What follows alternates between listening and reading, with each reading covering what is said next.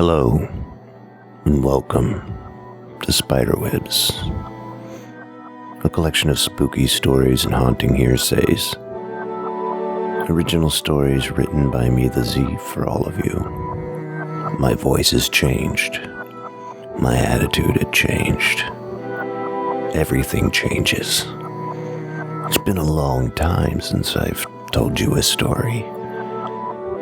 And the story I'm going to give you tonight was written a long time ago. And with my new, daunting, downtrodden voice, I would like to introduce a story as old as I am, which is pretty old. It's titled Roses Are Red. If you don't pay attention to the warnings will get you.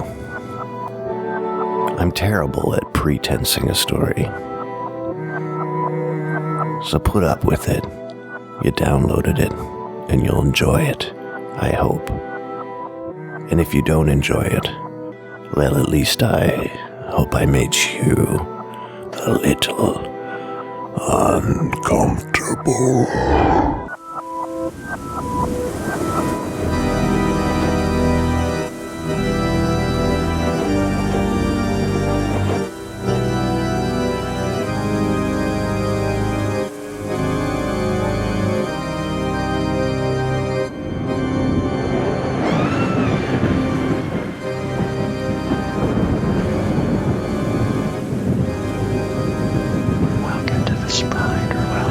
Welcome to the Spiderwebs Podcast.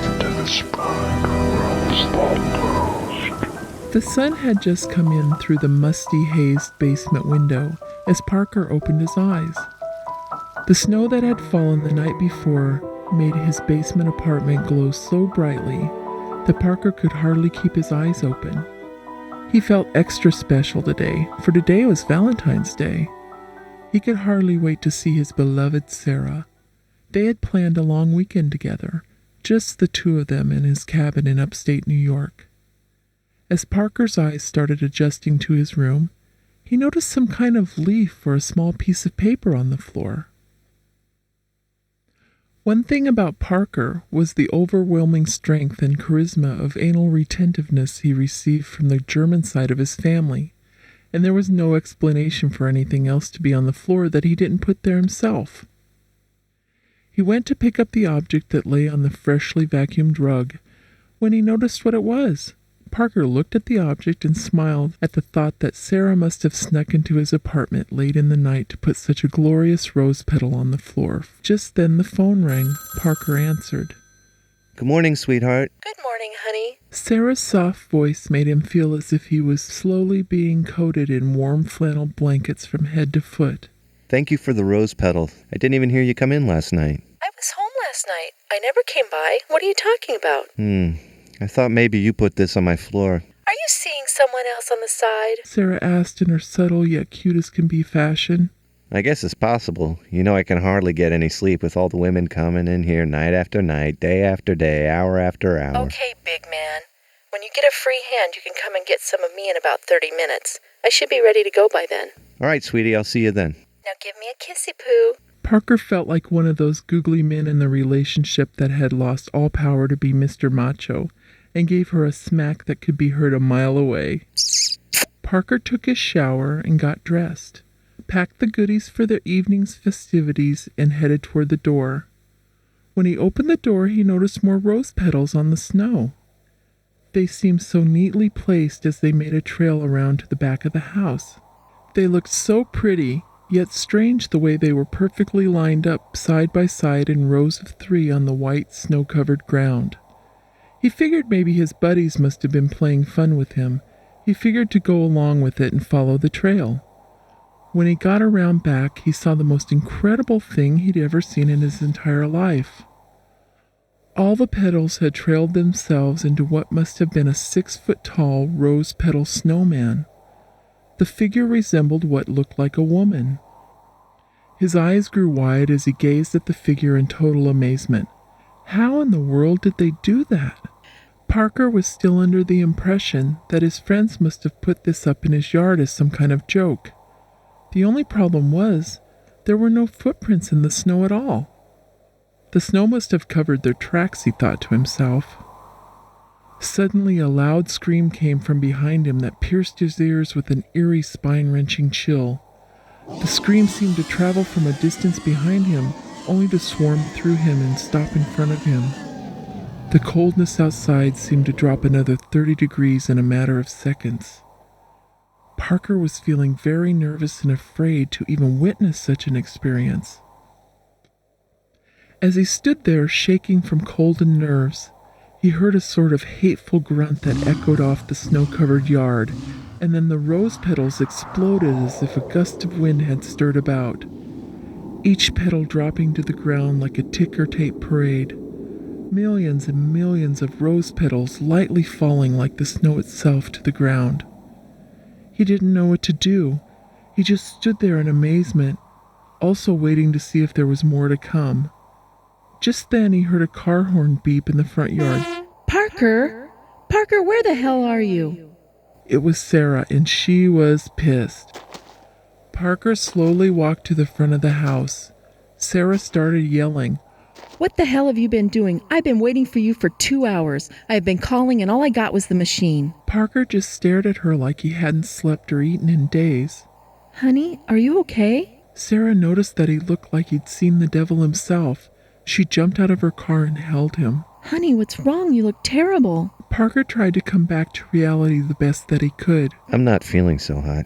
He knew he should have said something like, I just saw a rose petal snowman blow up in my face and heard screaming, that's all. but he knew that she would probably lock him up for a while for that one.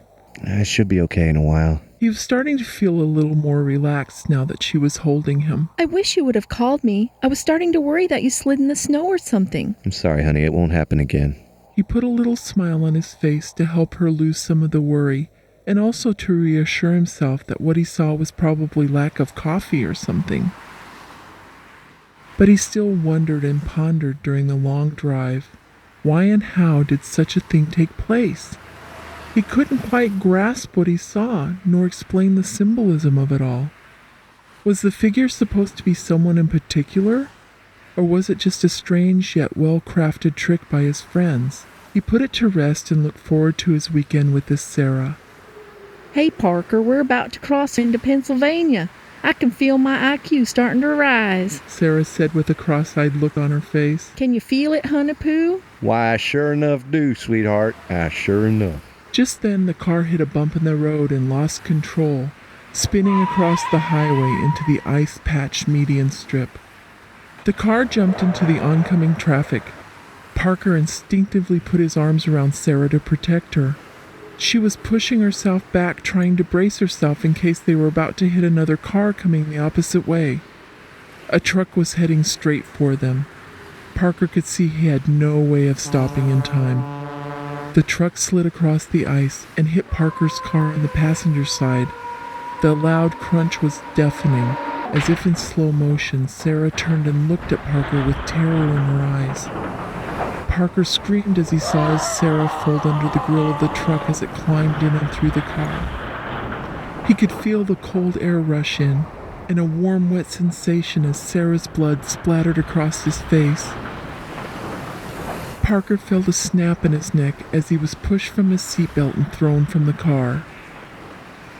Parker awoke in the middle of the street to see an array of debris along the highway. He must have been thrown over 40 feet. He tried to move, but he couldn't. He just laid there, helpless on the cold highway. All he could see was the remains of his car and a flower truck with the logo, "Roses Are Red," written on the side. And falling all around him were millions and millions of rose petals.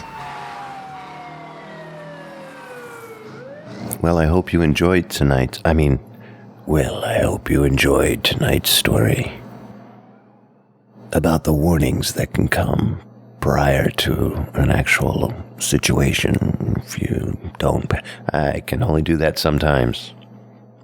It's a story that basically tells you, pay attention. So until next time. All of Zerbinator's music and podcasts are under the Creative Commons license, which allows retelling and rebroadcasting as long as the author is notified and credited. For more great escape pods, please visit www.zerbinator.wordpress.com. If you would like to contact Zerbinatorland, you can send an email to instrumentally@gmail.com or give us a call at 571-408-ZERB or 9372.